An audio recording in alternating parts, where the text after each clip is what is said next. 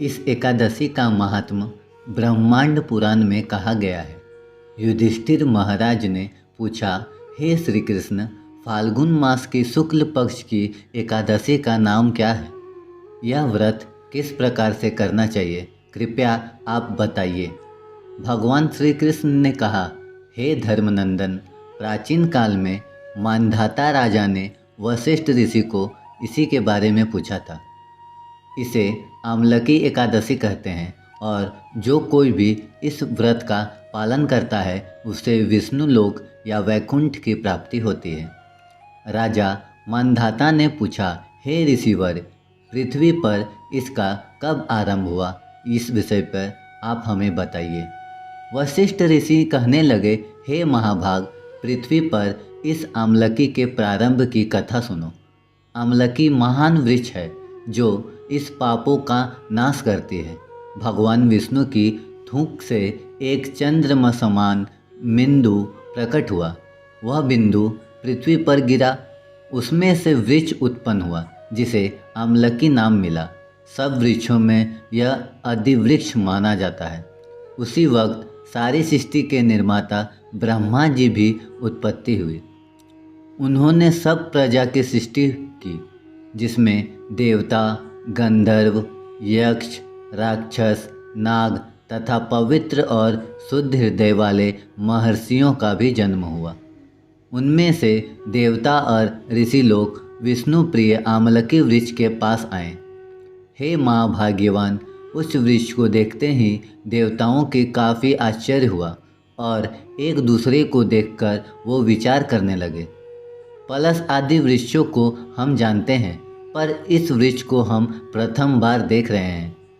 उन्हें इस स्थिति में देखकर आकाशवाणी हुई, हे महर्षि, यह आमलकी वृक्ष है जो श्री विष्णु को अति प्रिय है।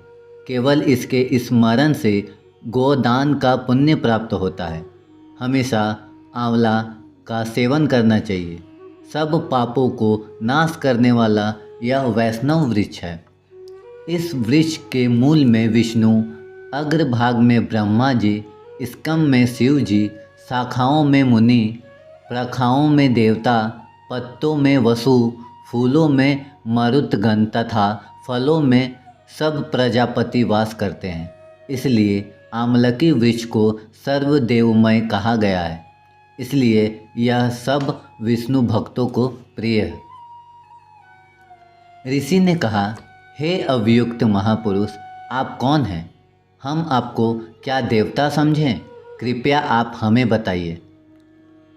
फिर से आकाशवाणी हुई, जो सभी जीवों का कर्ता, सब भुवनों का स्रोत है और विज्ञान पुरुषों को भी अगत्य में वही विष्णु है। देवादिदेव भगवान विष्णु का कथन सुनने से भी सभी ब्रह्मापुत्र आश्चर्यचकित होकर बड़े भाग्यवाद से श्री विष्णु जी की स्तुति करने लगे। ऋषि ने कहा, सभी जीवों के आत्मभूत आत्मा एवं परमात्मा आपको प्रणाम करते हैं। जिनका कभी पतन नहीं होता, उन अच्युत को हम नमस्कार करते हैं। दामोदर, यज्ञेश्वर और परम परमेश्वर, आपको हमारा प्रणाम है। आप मायापति और संपूर्ण विश्व के स्वामी हैं। आपको हमारा वंदन है। इस प्रकार ऋषियों की गई स्तुति से भगवान विष्णु प्रसन्न हुए और कहने लगे, हे महर्षि, मैं आपको कौन सा अभीष्ट वरदान दूँ? ऋषि ने कहा, हे भगवान, आप सचमुच हमारे ऊपर प्रसन्न हैं तो जिस व्रत को करने से मोक्ष मिलता है वो हमें कहें।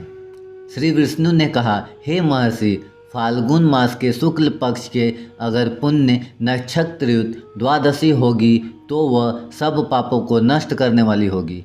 हे ध्रुवज, उस दिन विशेष कर्तव्य करना चाहिए। इसके बारे में सुनिए। आमलकी एकादशी को रात भर आंवला के वृक्ष के पास जाकर जागरण करना चाहिए। उससे मनुष्य को सभी पापों से मुक्ति मिलती है। उसे सहस्त्र गाय दान करने का पुण्य भी मिलता है। हे विप्रगण, सभी व्रतों में यह सबसे उत्तम व्रत है।